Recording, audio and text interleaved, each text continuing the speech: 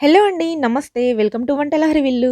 ఈరోజు మునగాకుతో రోటి పచ్చడి ఏ విధంగా చేసుకోవాలో చూపిస్తారండి. చాలా టేస్టీగా ఉంటుంది.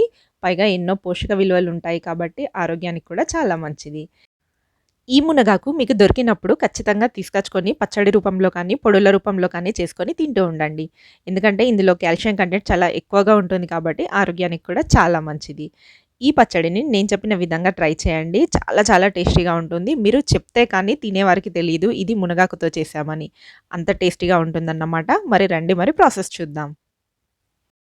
స్టవ్ పైన కడాయి పెట్టుకొని 2, 3 టీ స్పూన్ల ఆయిల్ వేసుకోండి. ఆయిల్ హీట్ అయిన తర్వాత 5, 6 పచ్చిమిర్చిని చిన్నగా కట్ చేసుకొని వేసుకొని ఫ్రై చేయండి.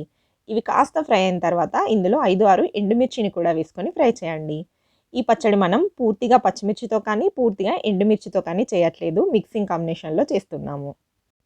ఇవన్నీ కాస్త ఫ్రై అయిన తర్వాత ఇందులో 2 టీ స్పూన్ల పల్లీలను కూడా వేసుకొని వీటిని కూడా కాస్త ఫ్రై చేయండి. ఇందులోనే 1 టీ స్పూన్ మినపప్పు, 1 టీ స్పూన్ జీలకర్ర కూడా వేసుకోండి. అలాగే 1 టీ స్పూన్ నువ్వులు, 1 టీ స్పూన్ ధనియాలను కూడా వేసుకొని వీటన్నింటిని కూడాను లో ఫ్లేమ్‌లోనే దోరగా వేయించుకోండి. ఇవన్నీ చక్కగా వేగిన తర్వాత వీటిని ఒక బౌల్‌లోకి ట్రాన్స్‌ఫర్ చేసుకోండి. ఈ బౌల్‌లోనే మరొక 2 టీ స్పూన్ల ఆయిల్ వేసుకొని శుభ్రంగా వాష్ చేసి పెట్టుకున్నటువంటి మునగాకుని వేసుకోండి.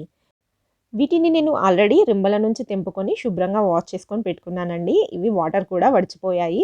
వీటిని ఇందులో వేసుకొని లో ఫ్లేమ్‌లోనే 2, 3 నిమిషాల పాటు వేయించుకోండి. ఎక్కువగా ఫ్రై చేయకండి. కాస్త మగ్గే వరకు ఫ్రై చేస్తే సరిపోతుంది. ఈ విధంగా ఫ్రై చేసుకున్న తర్వాత దీనిని ఒక బౌల్‌లోకి సెపరేట్ చేసుకోండి.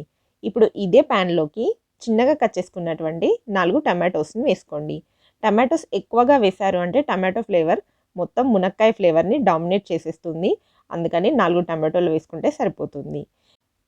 ఈ టమాటోస్ కూడా కాస్త మగ్గిన తర్వాత ఇందులో పిరికెడు కొత్తిమీర కూడా వేసుకొని మగ్గించండి.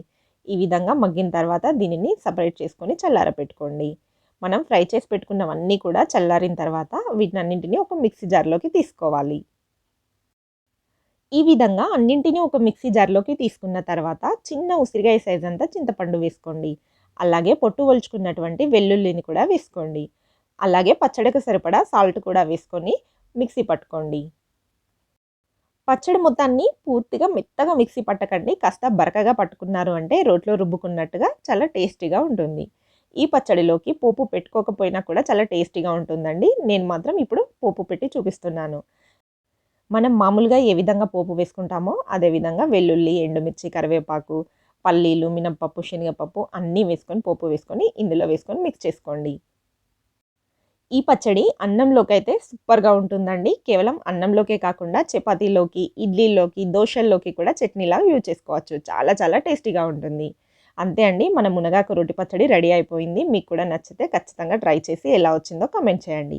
వీడియో నచ్చితే లైక్ చేయండి, షేర్ చేయండి. ఇలాంటి సింపుల్ అండ్ ఈజీ రెసిపీస్ కోసం వంటల హరివిల్లు ఛానల్‌ని సబ్స్క్రైబ్ చేసుకోండి. Thanks for watching.